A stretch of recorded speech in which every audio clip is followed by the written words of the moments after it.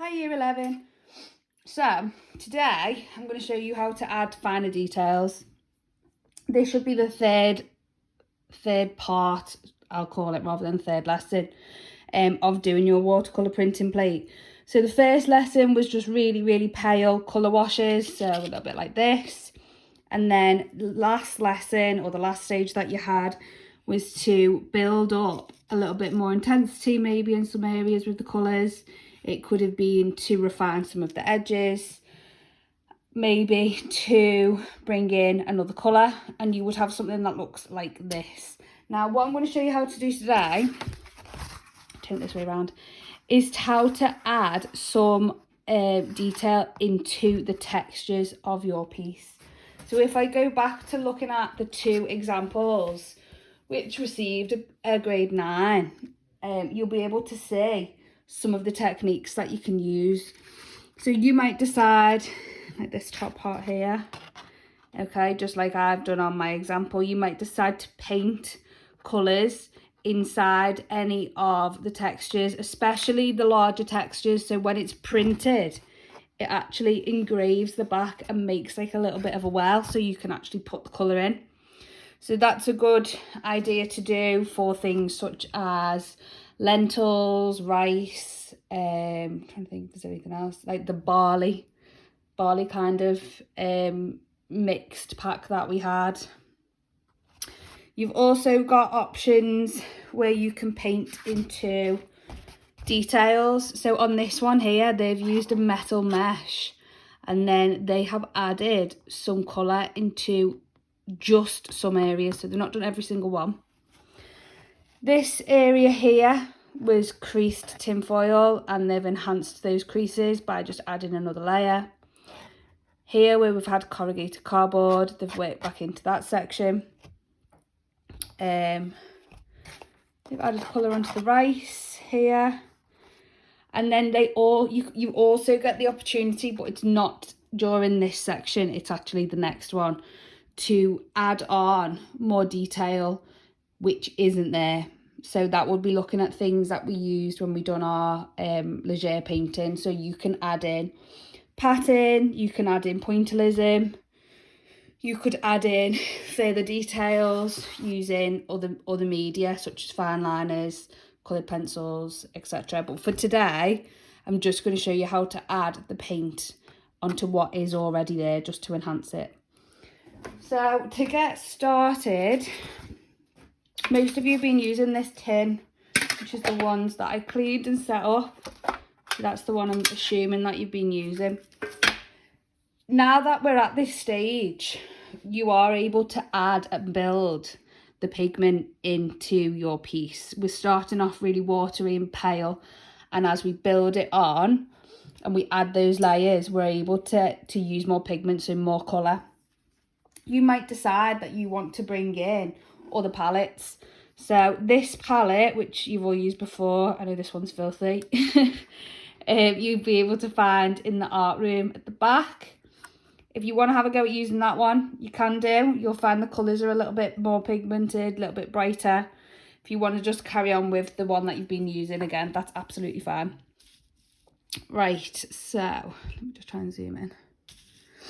So if I was to do this on this area, I'll show you how to do it. I've decided, because it is on a colour blend which is orange to yellow, that I wanted to use a combination of all of the colours from the palest yellow going into a little bit more of a light orange, going into a burnt orange, and then I've added little bits of red as well. So I would firstly mix, see if I can do it as a double. I would mix this on your palette. So I'd get a clean lid and I would make 3 little puddles of water. And then really mix onto your paint palette. So I've got that kind of like sun orange, so it's not a definite orange, it's more of a yellowy orange. I'm going to put a bit of that there. I'm going to get the standard orange, which is this one. Okay, now I think the difference between those two is too drastic, so I'm actually gonna clean my brush and go back in with that lighter orange and make it in between, and then I'm gonna have the darker one there. So I've got almost 3 different colours, and then I'm gonna randomly, I'm just kind of placing it in. You can almost kind of like dot it in. So you want it to look a little bit like a water drop, and I'm just going to go quite random.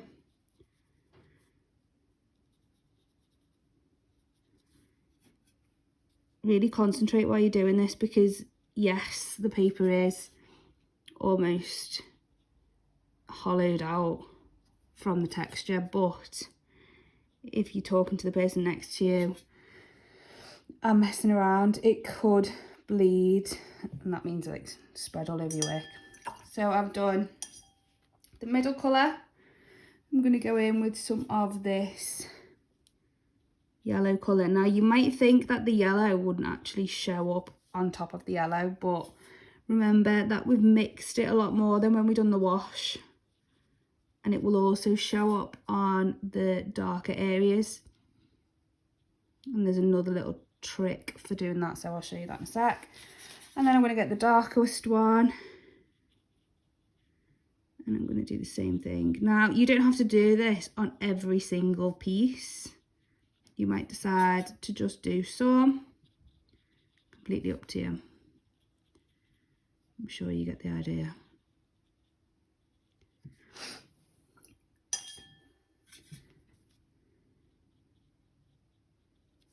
Also, while I'm doing this, if you want your raw grade for your sketchbook and you haven't already got in touch with me, then just send me an email. I can send it over.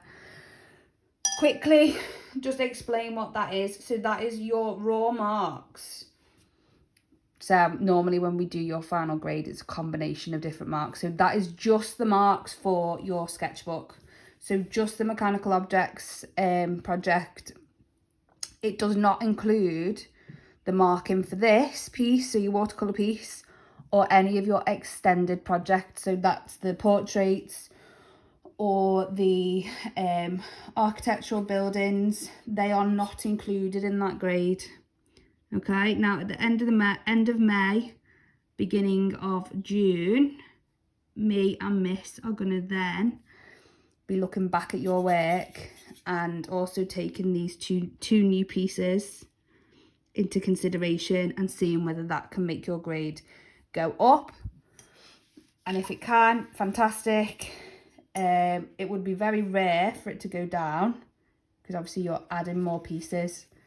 But if you're messing around and this is not taken seriously, then obviously that can have an impact on your grade. So you need to really make sure that this watercolour piece is the best that you can do. I can't tell you any grades, but I can tell you marks. So I've got that yellow there, and then I've actually just added a little bit of the white paint into it. And I'm going to add a little bit of that in as well. Okay, so like so, I would then also carry that on there, but I'm not going to do that. I'm just going to show you how to do another piece. On the rice,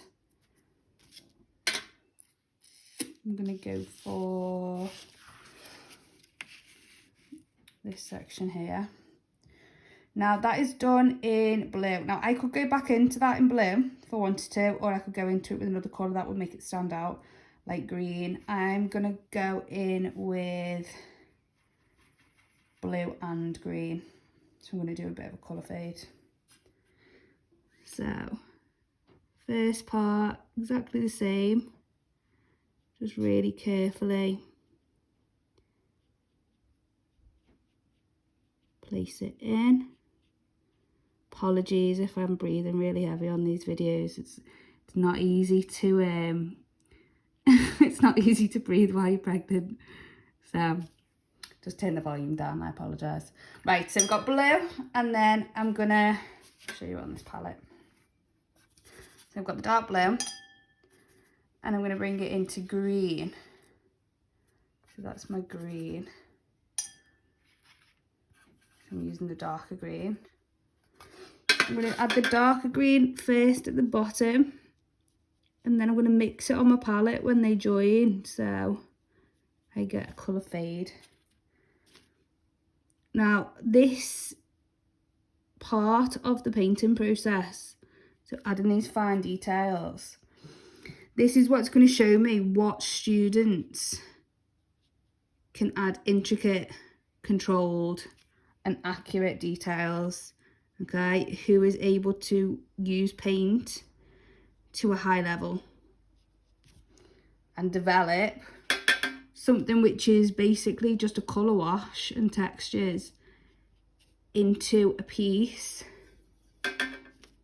which shows development. So I'm only showing you little ideas here. I'm not telling you this is what you've got to do and everyone's looks the same. Everyone should look different. Okay, so that is the rice. That is a little close-up of the barley, and I'm going to just show you one more and then that'll be enough for this one.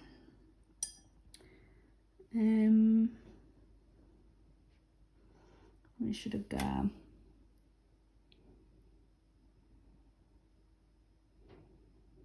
I'm gonna go for this part here.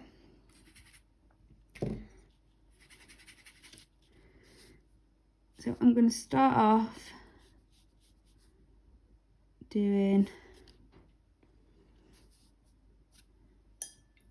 similar thing to what, so I'm going to use those 3 colours again, and I'm going to add different colours in each section.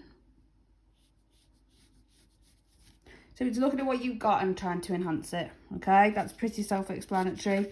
If you've got anything like this, which is a little bit more complicated, think about how you can do it. There's so many different things that you can do, and then on the next video I'm going to show you how to do pointillism and how to add in other techniques using your paint, and then the last one will be using mixed media, so how you can use your fine liner, your coloured pencils, etc. to build it up. If boys, I know you've got your assessment week next week, so you won't be having any art lessons, but if anyone is coming up to the art department during those assessment weeks, or is coming up during lunch when you're not on your assessment week and you want to get a little bit further on with your painting, then just let me know, because I will record the videos in advance so that you can just kind of carry on at your own pace. Just email me and let me know if anyone is interested in that. Good luck with your assessments next week, and can you please make sure that you upload a photograph of your work at the end of today's lesson, just so that I can check that everyone's on track. Thank you. Bye.